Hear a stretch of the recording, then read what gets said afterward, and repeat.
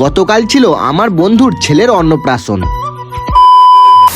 বন্ধুর বাড়িটা আমার বাড়ি থেকে বেশি দূর ছিল না, তাই আমি চলে গেছিলাম হাঁটতে হাঁটতে। তার বাড়ির সামনে পৌঁছে দেখলাম বেলুনের একটা খুব সুন্দর গেট। বাড়ির ভিতরে চারিপাশের ডেকোরেশনটা খুব সুন্দর করেছিল। আবার এদিকে টাইমও হয়ে গেছিল অনেক, তাই প্রতিটা গেস্ট খাবারের প্যান্ডেলের দিকে গেছিল। আমি যখন খাবারের প্যান্ডেলের দিকে আসি, এসে দেখি এখানে নাকি স্টলও বসানো হয়েছে, coffee, chicken pakora, veg pakora এবং কোল্ড ড্রিঙ্ক। তাই আমি এক গ্লাস কোল্ড ড্রিঙ্কস নিয়ে নিলাম। আর দেখলাম কোল্ড ড্রিঙ্কস এর স্টলে প্রচন্ড ভিড় লেগেছে। আর এদিকে ভেজ পকোড়া কেউ খাচ্ছিলই না, চিকেন পকোড়াটা বেশি খাচ্ছিল। কোল্ড ড্রিঙ্কসটা শেষ করে আমি চলে এলাম প্যান্ডেলের দিকে। দেখলাম প্যান্ডেলটা খুবই বড় করেছিল, আর ক্যাটারিংটা ছিল বোলপুরের। এদিকে ক্যাটারিং এর লোকগুলো স্টোরে মাল সাজাচ্ছে। এদিকে প্রতিটা গামলায় মাল সাজানো কমপ্লিট, তাই আমি বসে বললাম খাবার খাবো বলে। এদিকে মেনু কার্ডের ডিজাইনটা খুব সুন্দর করেছিল। আমার তো এই মেনু কার্ডের ডিজাইনটা খুব সুন্দর লাগলো। আমি আর আমার দুটো ভাই একসাথে বসে পড়লাম খাবার খাওয়ার জন্য। এদিকে আমাদেরকে পাতা, টিস্যু আর জল দিয়ে দিল।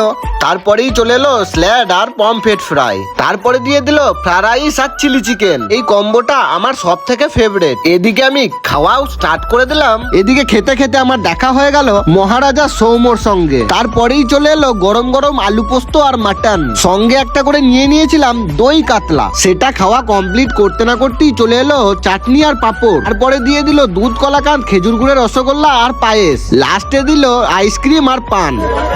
তো বন্ধুরা, এদিকে আমার খাওয়া কমপ্লিট হয়ে গেল। হয়ে গেল ভাই, আবার কি পেট পুজো হয়ে গেল।